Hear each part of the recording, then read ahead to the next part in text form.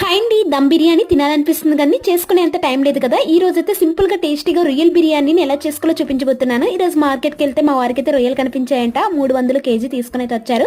కొంచెం రొయ్యలతో బిర్యానీ అయితే చేస్తున్నాను. ప్రాసెస్ అయితే చూసేయండి.